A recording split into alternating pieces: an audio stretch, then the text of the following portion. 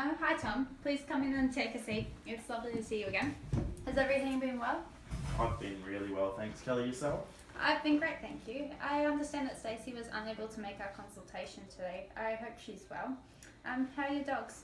Yeah, they were a little bit frazzled by the storms, but they're doing alright now. Okay, I'm glad to hear that they were well. My cat's been a little bit crazy in the storms too, so I understand that. Now, would you like any refreshments for our meeting, Tom? No, thank you. I should be right. And did you have any concerns from our previous meetings surrounding the financial services guide or any of the information that I provided you? Not that I'm aware of. We haven't really had much time to look at it because we've both been really busy with work lately. Okay, that's perfectly fine. If you do get concerned or confused at any time or you wish to add any ideas, please feel free to interject. I'm very open to your ideas as it's Stacey's and your future that we're looking at. And just remember that our conversations are all private and confidential as per our firm's policies. So there's just some details that we'll need to clarify before we can progress. Would you mind just confirming these personal details for me? Sure, no worries. If there are any errors or anything that needs to be amended on there, could you just sign the paper at the bottom with the amendments? No, everything seems to be in order. Okay, would you just mind signing? Oh, sorry. Thank you. So in order for me to develop any financial plans for yourself and Stacey, we need to establish some financial goals and determine your investment risk profile.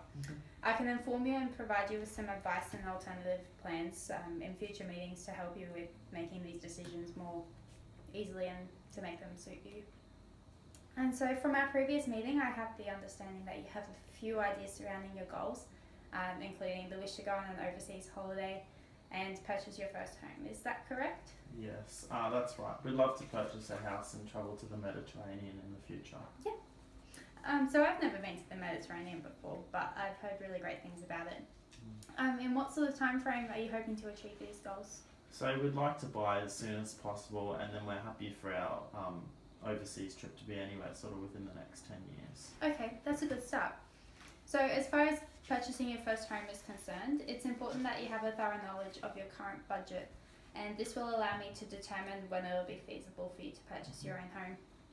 And so with this in mind, how would you then feel about consolidating your current debts, being your car loan and your credit cards, and then making some lifestyle changes in order to save the house deposit? Yep. We're not too worried about our debts. Like, we understand they've increased a lot since we got married, and we are interested in getting our house as soon as possible, so we'd be willing to make changes in our lifestyle to achieve this. Stacey and I will need to discuss this prior to our next meeting. Yeah, absolutely. So that sounds great. It should also be noted that minimising your debts will increase your loan and savings capacity, which will in turn allow you to get into your house a little bit sooner. But leaving money idle in a bank account is actually the least effective way to save. So it'll be really important that we determine your investment risk appetite to help speed up the saving process to get into your house. So at the last meeting that I gave you and Stacey a risk profile questionnaire, these questions help determine whether you have a conservative, balanced or high growth investment appetite and which one may be suitable for you based on your answers. Analysing your risk profile will help us create a course of action that will enable you to achieve your goals in a timely manner. And would you mind if I just take a quick look at that? Yeah, sure. Thank you. So, based on this, one of the main things that I'd like to take a look at is how important it is for you to save, to have investments that you understand and manage. So you've indicated on here that it's of slight importance to you. Could you just quickly elaborate on that? I personally have little knowledge and understanding of how investing works, as it's never really been important to me. Yeah. And due to this, I've had very little experience. Sure, that's fine. What about the security of your assets? Are you concerned about this, or would you be willing to have a look at a variety of assets? Yeah, I'm quite concerned about the security of assets, but I'd be comfortable in the prospect of investing in different asset types. People have suggested we consider investment property. If it's viable, I'd be interested in purchasing an investment property further down the track. Yep. I'm currently unsure as to how I feel about investing in other asset classes. Although Stacey does own a small share portfolio, we have little understanding or involvement in the management of it. So whilst you're saving for a house, would you be willing to invest your savings to generate your house deposit sooner, even if it meant that you could not have access to it immediately? I'd still like to have access to the money if it were necessary, but investing our savings sounds like a good idea. Ultimately, however, the sooner we can get a house deposit, the better in my opinion. Yeah, that's good to know. So, Tom, do you think that you're cautious about your finances? Like, considering you want to be in your home as soon as possible, how does that affect you? Not at the moment, but I'd really like to be. Stacey seems less concerned about our savings, but we've never really considered investing to save for a house.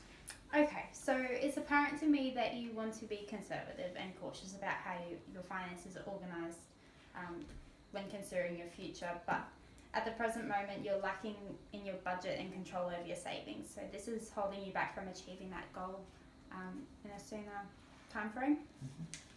So if you don't mind, I'd like to set you a challenge if you're willing to accept that. Yeah, of course, I'm always up for a challenge. Lovely.